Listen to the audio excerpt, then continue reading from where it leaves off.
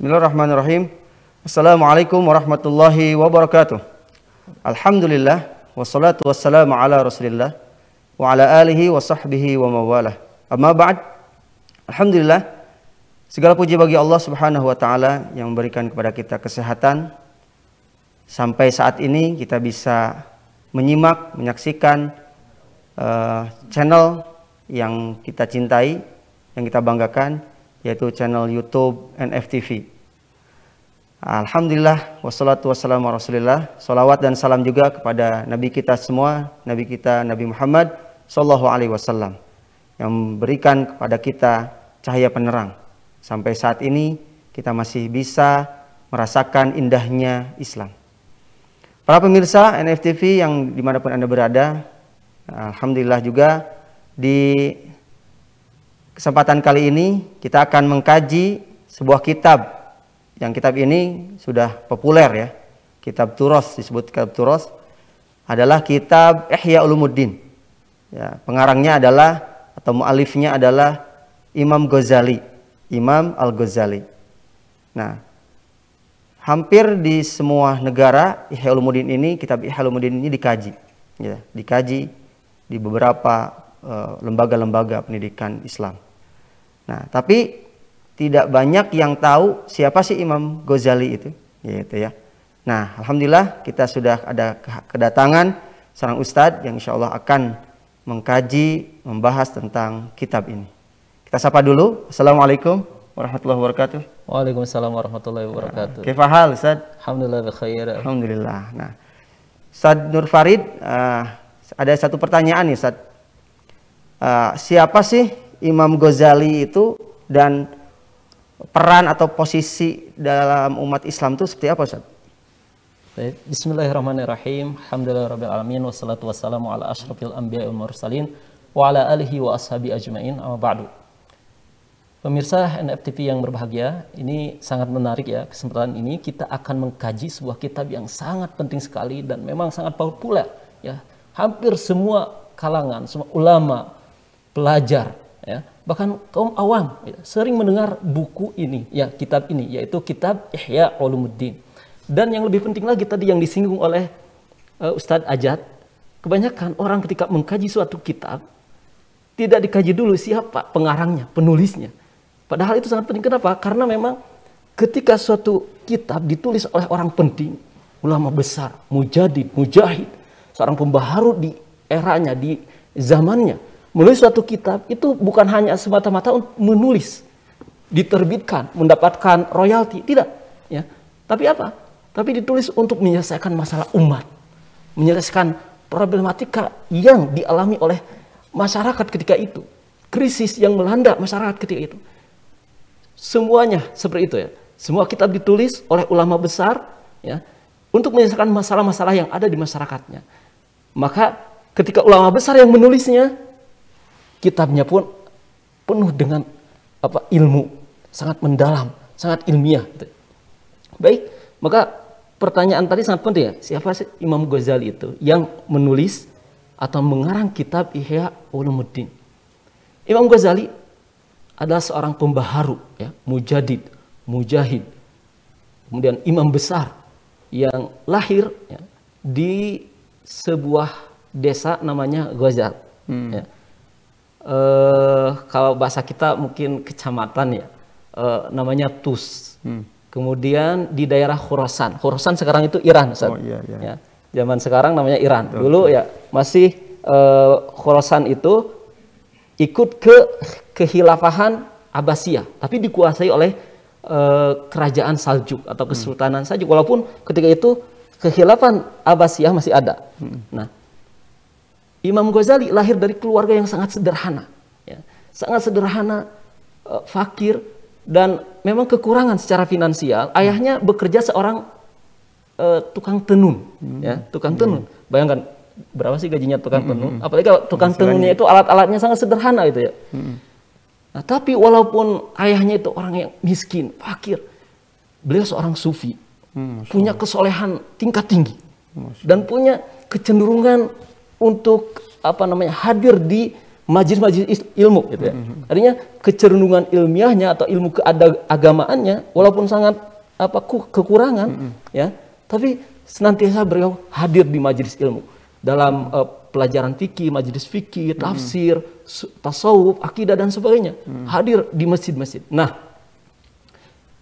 beliau ketika itu ya dalam suatu hari ayah Imam Ghazali merasakan suatu penyesalan. Aduh, saya kerja, saya harus mencari nafkah, punya anak, tapi di sisi lain saya ingin belajar.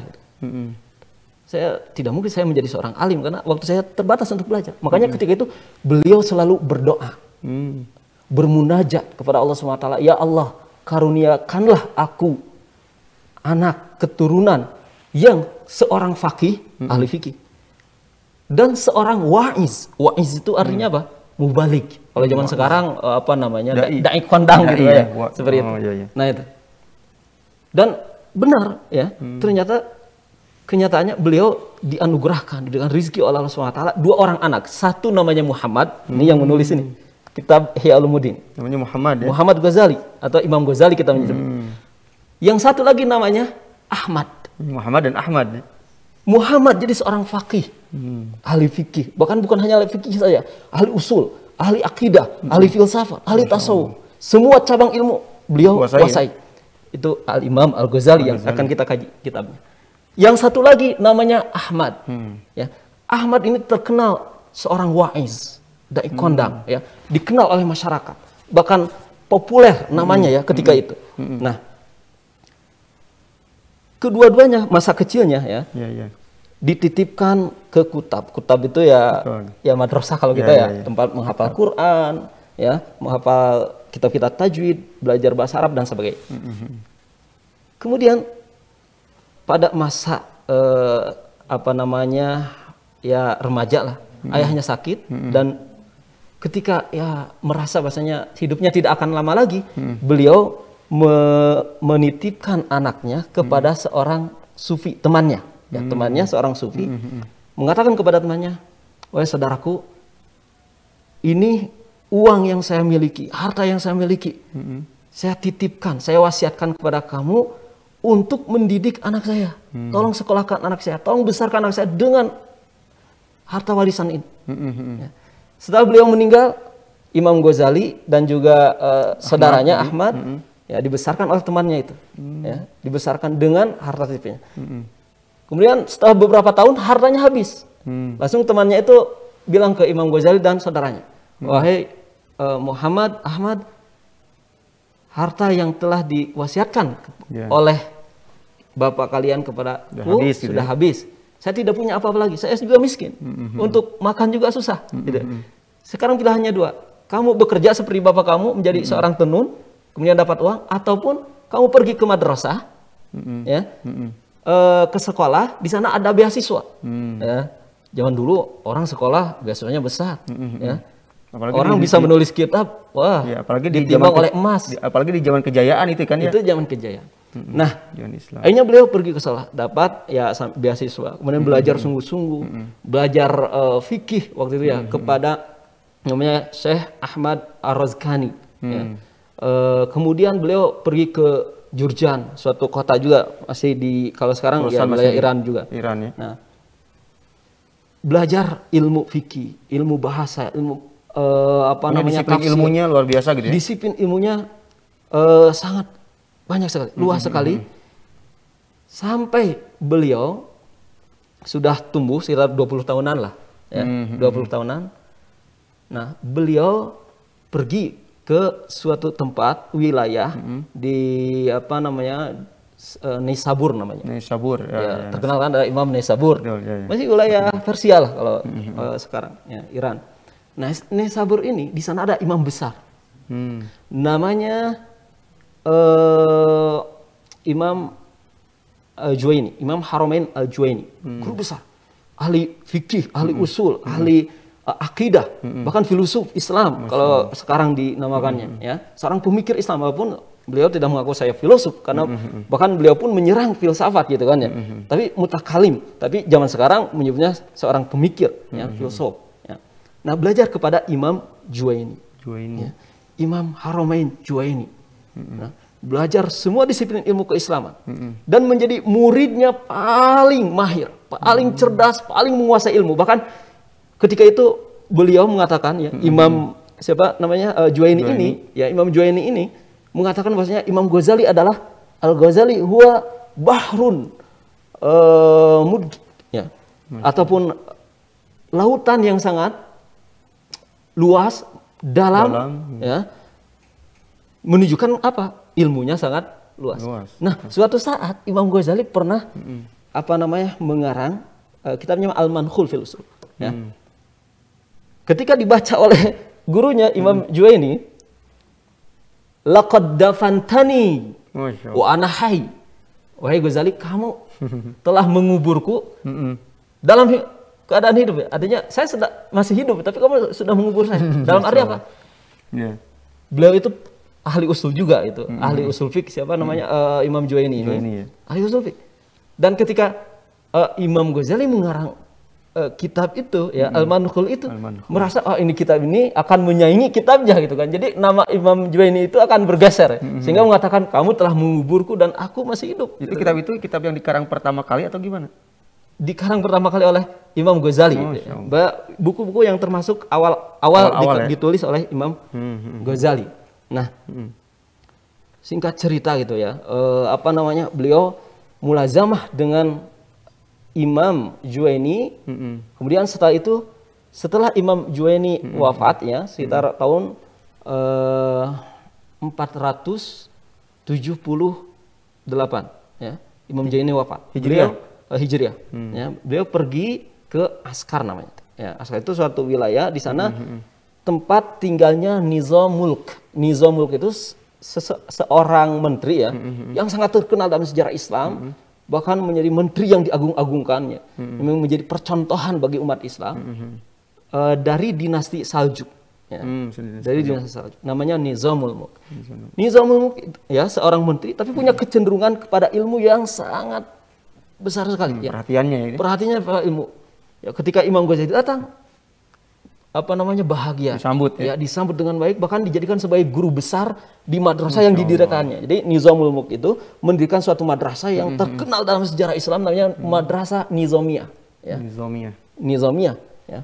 Nah, beliau menjadi guru besarnya di sana. Bahkan menjuluki Imam Ghazali sebagai apa? Sebagai Hujatul Islam.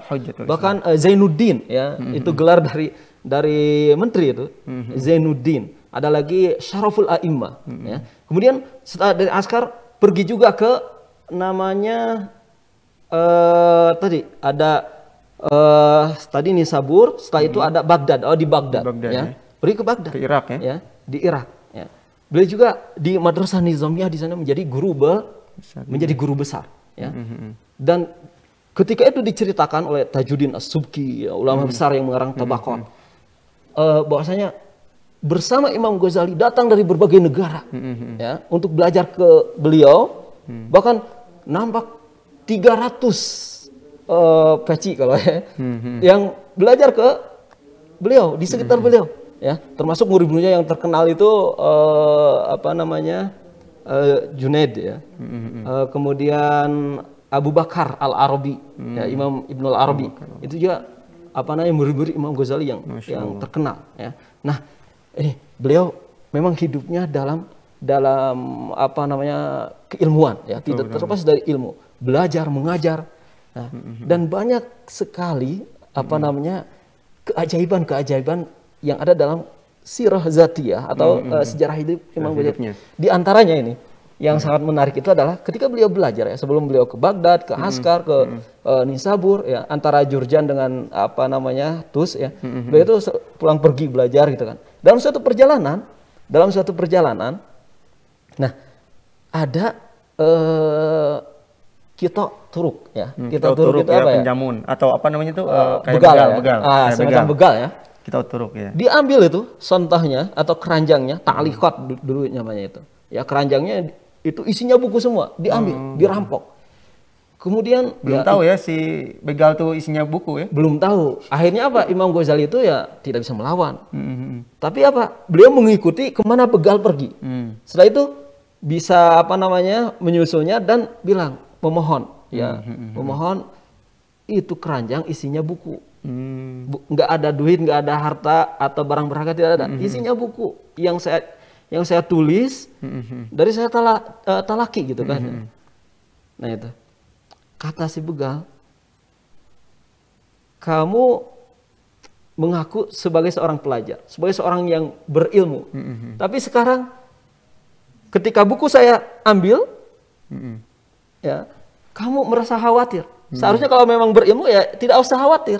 Ya. Kenapa? Karena walaupun bukunya tidak ada, ilmunya ada di kepala. Akhirnya Imam Ghazali apa? Ya juga ya. Ya, seperti itu. Akhirnya dibalikin lah gitu kan si keranjang itu ke Imam Ghazali. Dan seketika itu Imam Ghazali apa? Beliau mengatakan bahwasanya apa yang dikatakan oleh pencuri tadi adalah ilham dari Allah SWT. Ya. Kenapa?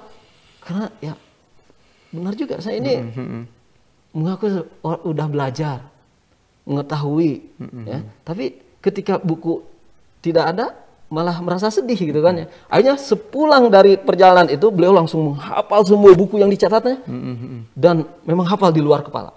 Ya. Dari sana beliau belajar. Nah itu salah satunya. Ya. Kemudian setelah beliau di Baghdad, beliau menjadi guru besar, mendapatkan posisi tertinggi, ya jabatan tertinggi, mufti, qadhi dan sebagainya, guru besar ya, di kalangan menteri gitu ya. Beliau merasakan suatu kegundahan. Kegundahannya apa? Ini saya mengajar, apakah ikhlas karena Allah atau hanya ingin mendapatkan jabatan, mendapatkan uang, honor, dapat pujian juga gitu. Saya menulis apakah ingin mendapatkan royalti. Saya berdebat dengan musuh-musuh Islam, dengan orang yang menyebarkan fitnah terhadap Islam, apakah hanya ingin supaya saya terkenal atau bagaimana? Hanya merenung, ada yang salah dalam niat.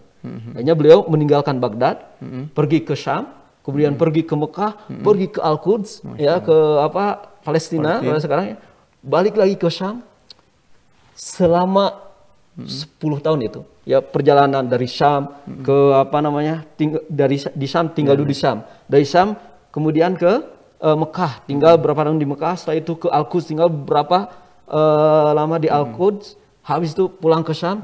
Dalam perjalanan itu ya, selama 10 tahun itu, inilah hasilnya.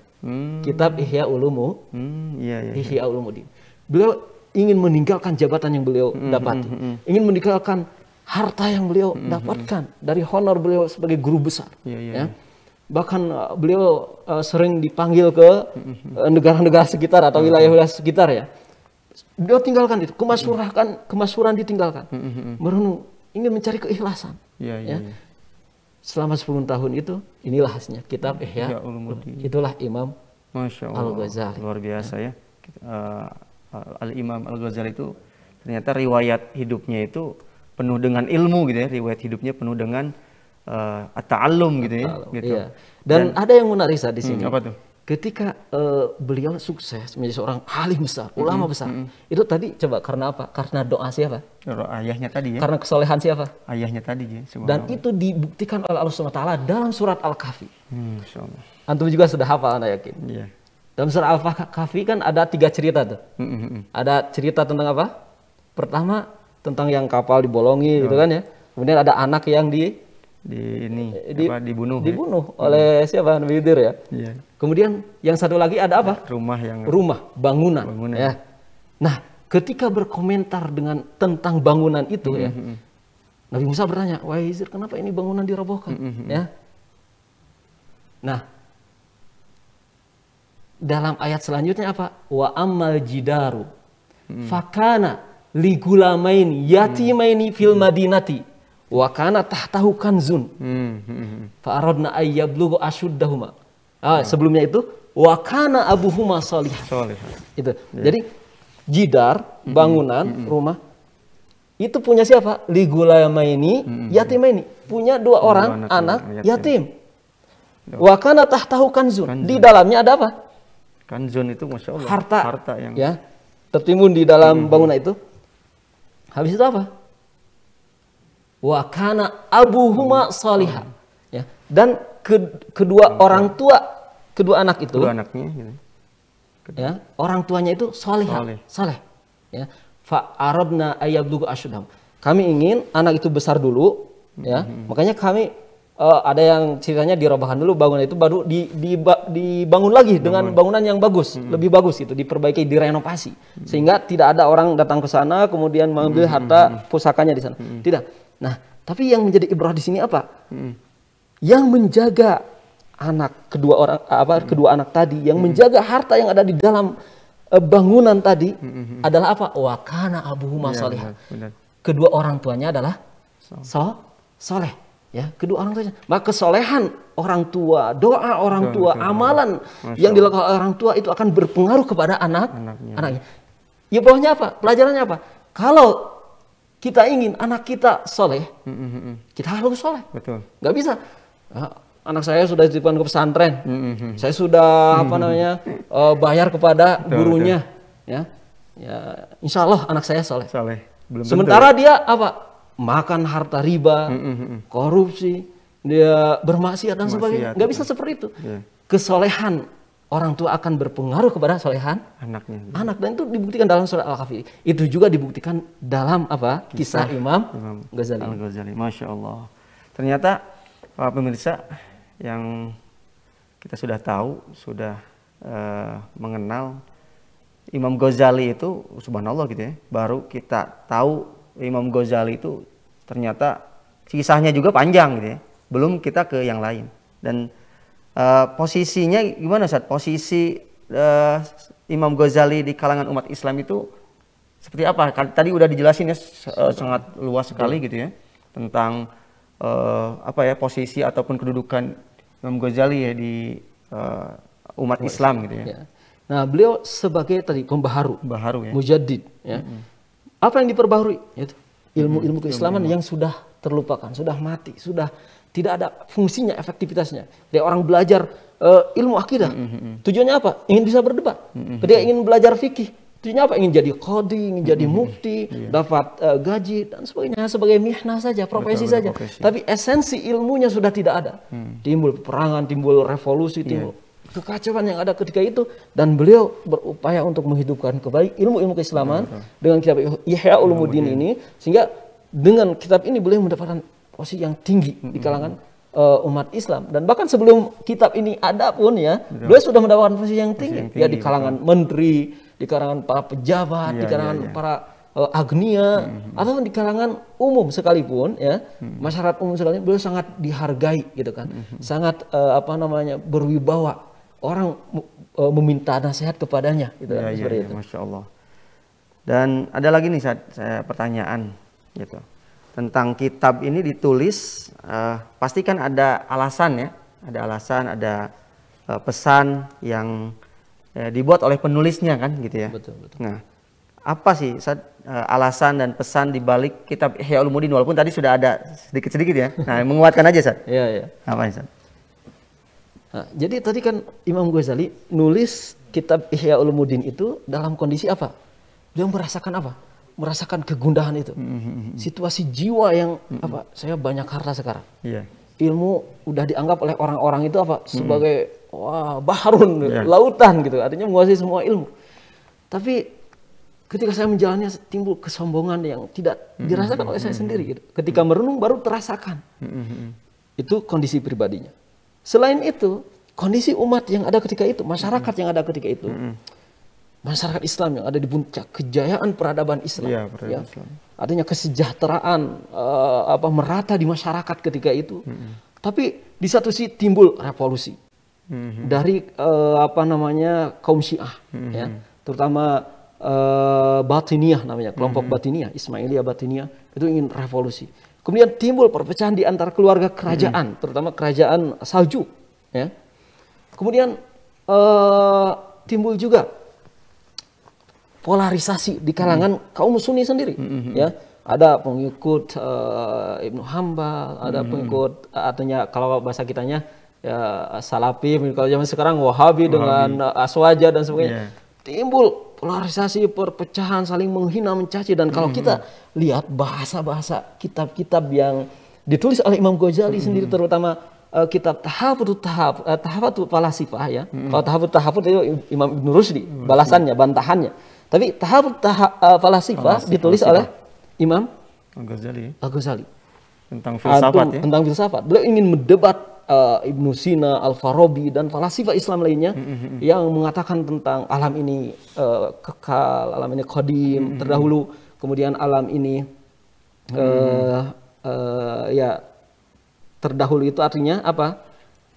Ada ketika Allah itu ada. Nah, itu yang dipermasalahkan oleh Imam. Dan juga hal-hal yang mendalam dalam ilmu filsafat itu dibantah oleh beliau. Tapi yang ana maksud adalah bahwasanya dalam kitab itu banyak sekali kalimat-kalimat cacian, makian, ya yang sebenarnya tidak layak diucapkan oleh para ulama. Makanya dengan itu apa?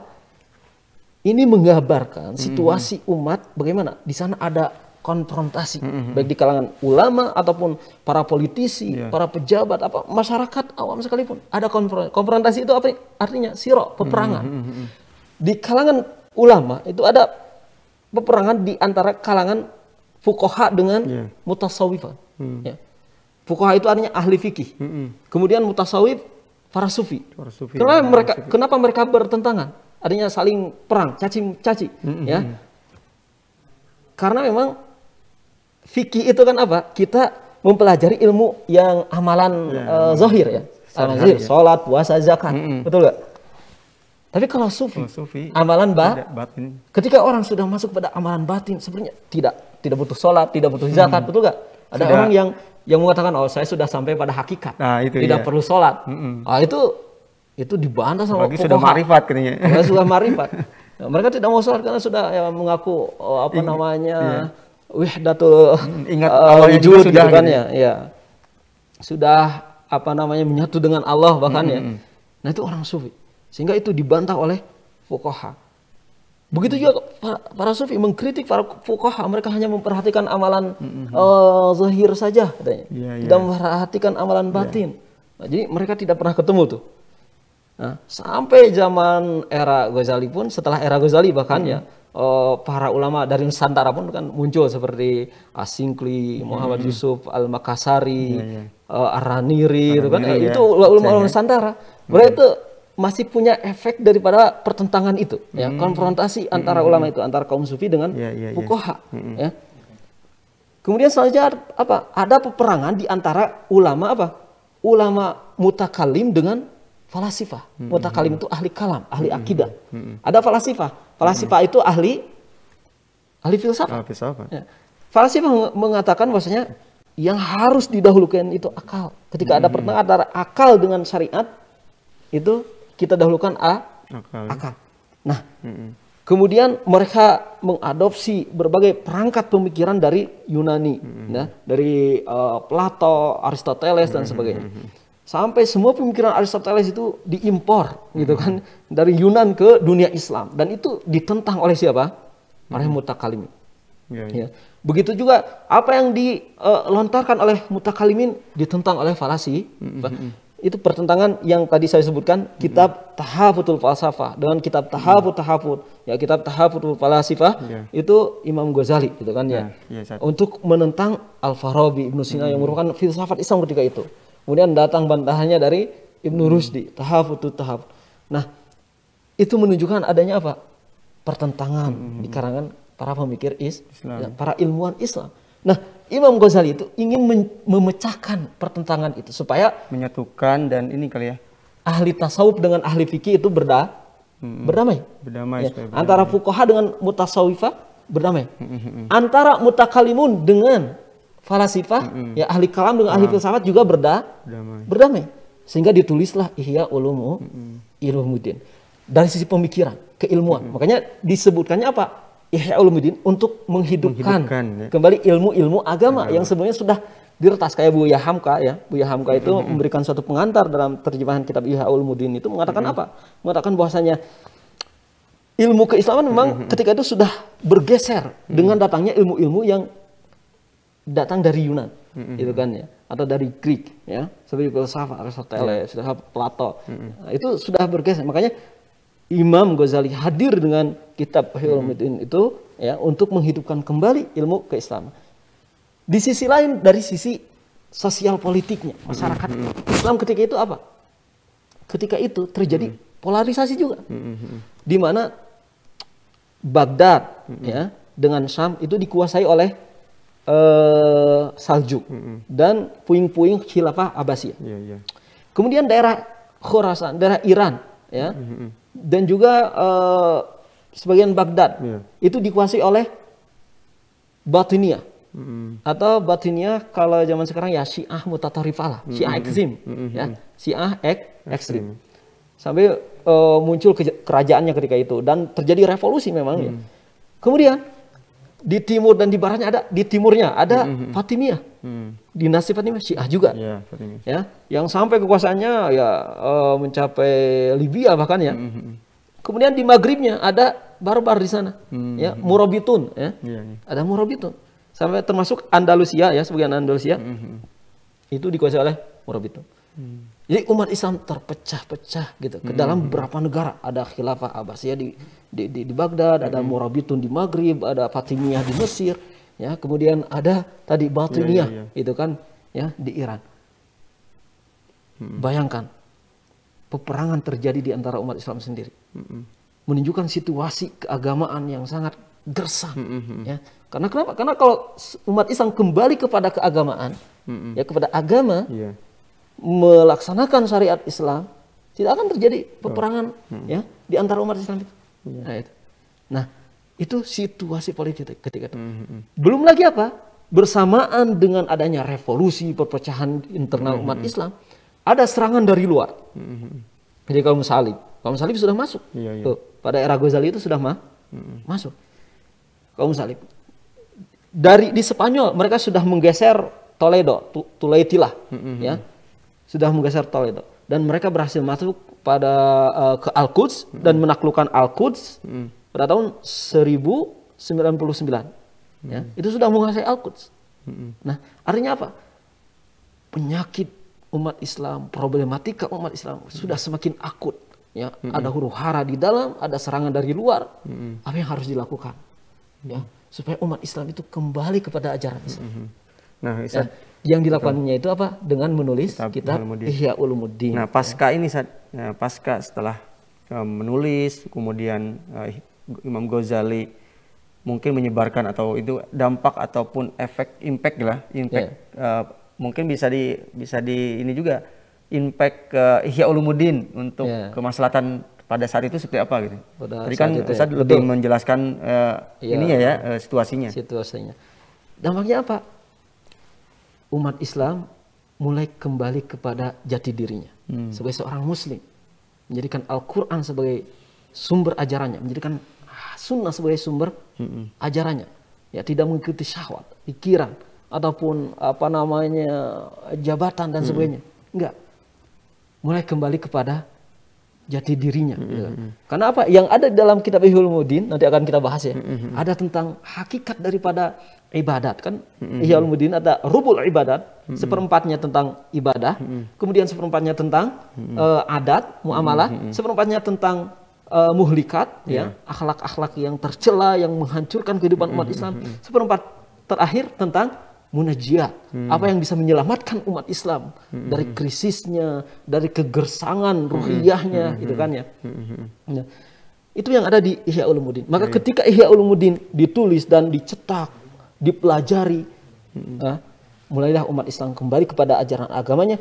Setelah 2 abad, setelah itu muncul yang disebut dengan Usrah atau Ali Zenki, ya.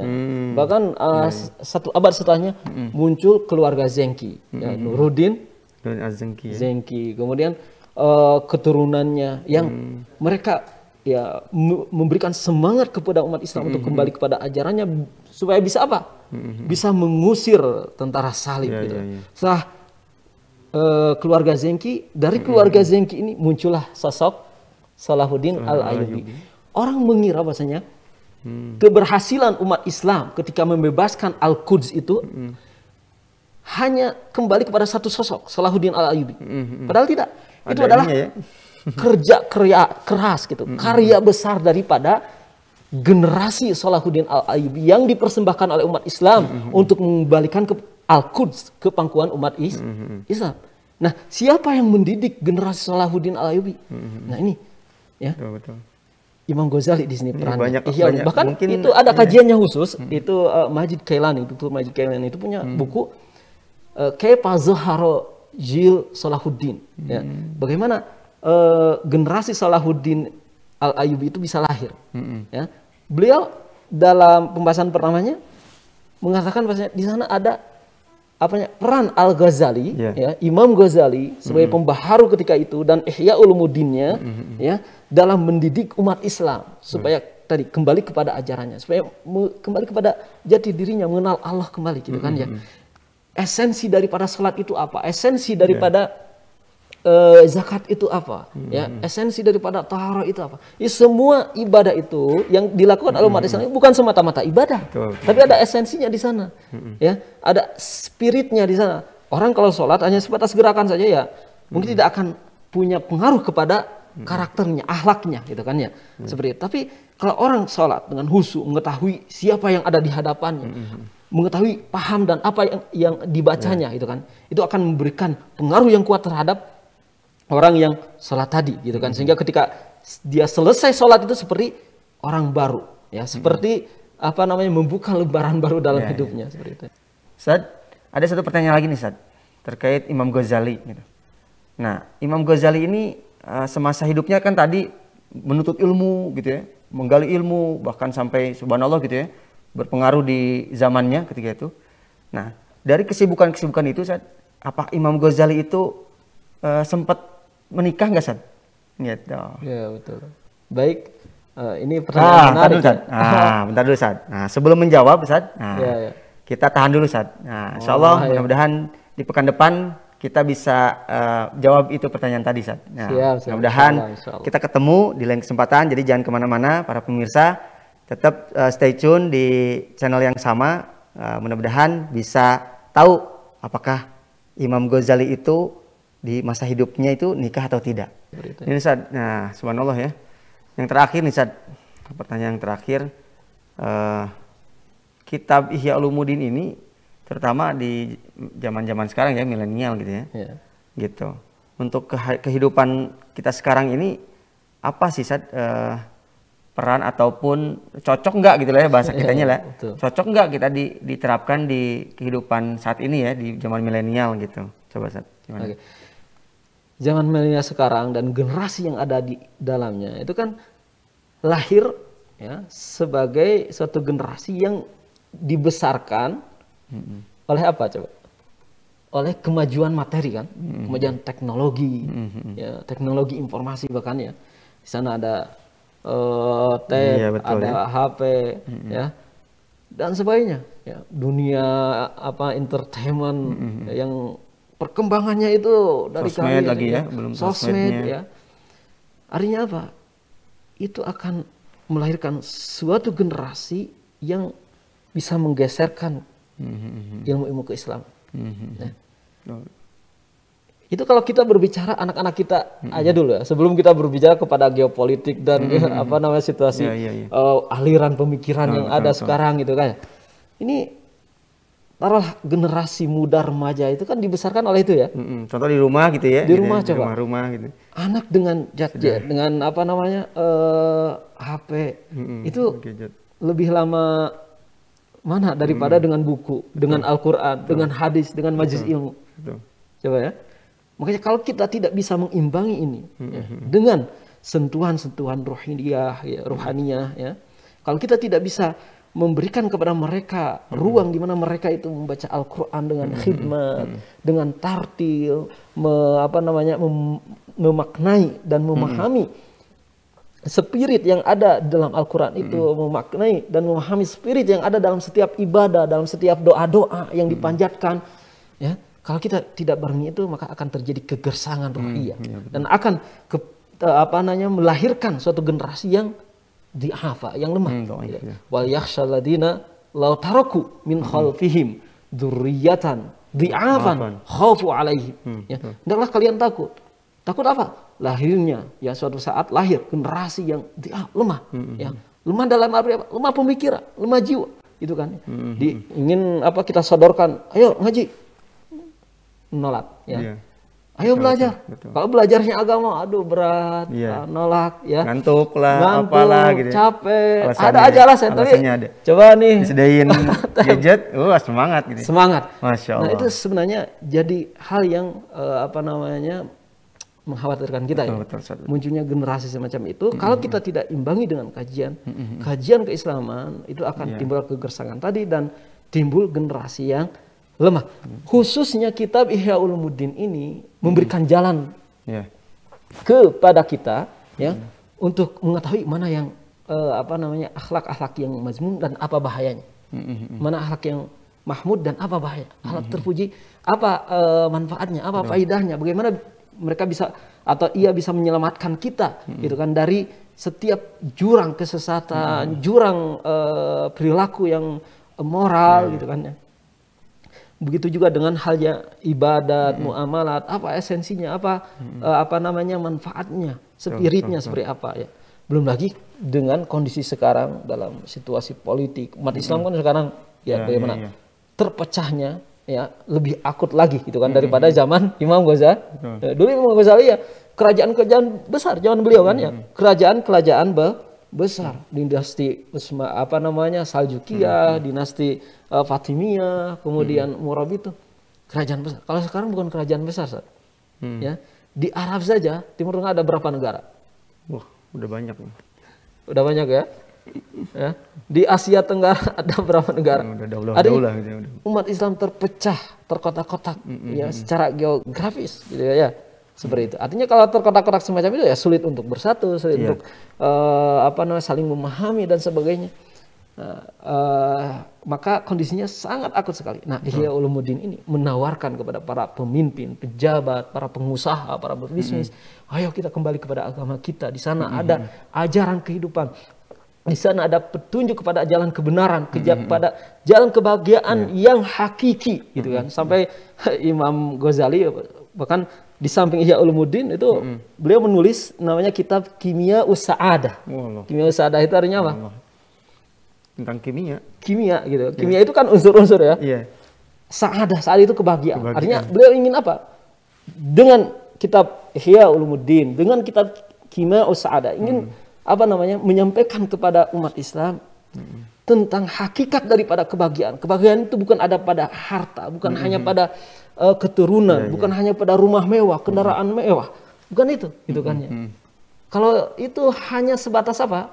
Kebahagiaan duniawi, ya, yang suatu saat akan kita tinggalkan, ya, kebahagiaan sementara. Mungkin bahkan di akhirat bisa saja itu yang akan kita sesalkan, ya, ketika ditanya kemana harta kamu, kamu bagaimana urusannya dengan apa? Dengan keturunan kamu sudah dididik dengan baik atau betul, ya, seperti itu. Nah, ini Imam Ghazali dengan kitab Ihya-nya dan bahkan kitab-kitab akhlak lainnya ingin apa namanya menyadarkan kita umat Islam supaya kita kembali kepada agama kita kembali kepada ilmu yang mengantarkan kita supaya apa? Memahami agama kita. Masya Allah, luar biasa. Alam bisawab. Subhanallah. Sangat dahsyat, ya, dari prolog kita, kajian kita di pertemuan pertama ini, ya, masih pertemuan pertama tentang biografi Imam Ghazali, gitu, ya. Baru biografinya, gitu, belum nanti ke isinya. Jadi insya Allah di pertemuan-pertemuan selanjutnya kita akan bahas bab per bab. Mudah-mudahan pemirsa yang ada di manapun Anda berada, baik yang warga terdekat channel ini, gitu, ya, Cibodas ataupun di Kabupaten Bandung Barat atau di Kabupaten Bandung dan umumnya di Jawa Barat dan umumnya lagi dari Sabang sampai Merauke. Mudah-mudahan para aktivis dakwah, para pengusaha tadi yang disebutkan Ustadz, para pejabat dan orang tua murid juga, bahkan orang tua pada umumnya, gitu, punya anak kan, ya pasti punya anak. Nah, bagaimana cara mendidik anak kita supaya dekat dengan Allah, dekat dengan Al-Quran, dekat dengan ajaran-ajaran Al-Quran. Insya Allah mudah-mudahan kita bisa ketemu lagi atau bisa menyimak kajian kita di kajian kitab Ihya Ulumuddin. Insya Allah Jangan lupa juga kepada para pemirsa untuk like, subscribe, dan tekan tombol lonceng gitu ya. Mudah-mudahan dengan amal soleh Bapak Ibu semuanya bisa dicatat oleh Allah Subhanahu wa taala sebagai amal soleh gitu ya. Dengan menyebarkan channel ini seluas-luas mungkin gitu. Bahkan sampai ada yang di luar negeri ya yang mensubscribe ini. Baik, itu saja mungkin dari kami pembawa acara selaku pembawa acara dalam kajian kitab Ihya Ulumuddin. Mudah-mudahan bisa ketemu di lain kesempatan. Dari kami, alhamdulillah, syukran jazilan kepada Ustadz, syukran Ustadz. Mudah-mudahan kita bisa ketemu lagi dalam kesempatan. Insyaallah. Kepada semuanya, terima kasih. Jazakallahu khair. Kita tutup dengan hamdalah dan disempurnakan dengan akhir majlis. Subhanakallahumma bihamdika asyhadu an la ilaha illa anta astaghfiruka wa atubu ilaik. Assalamualaikum warahmatullahi wabarakatuh. Waalaikumsalam.